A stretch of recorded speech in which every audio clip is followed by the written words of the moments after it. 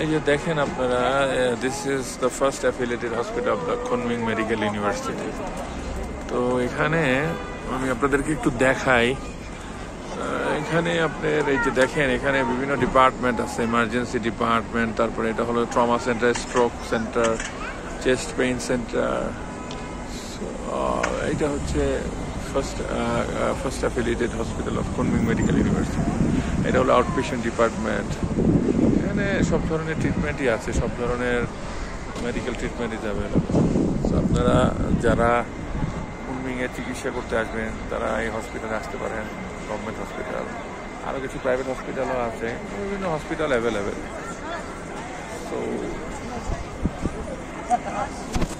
আজকে আমি আসলাম আর কি, হসপিটালটা ভিজিট করলাম ভালো করে, ওখানে বিভিন্ন ডিপার্টমেন্ট ঘুরে ঘুরে দেখলাম আর কি। সো প্রচুর চাপ এখানে, অনেক পেশেন্টের চাপ, তারপরও মোটামুটি সার্ভিস স্যাটিসফ্যাক্টরি।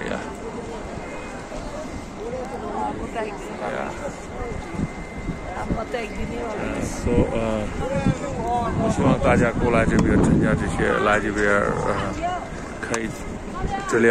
我觉得这个治疗的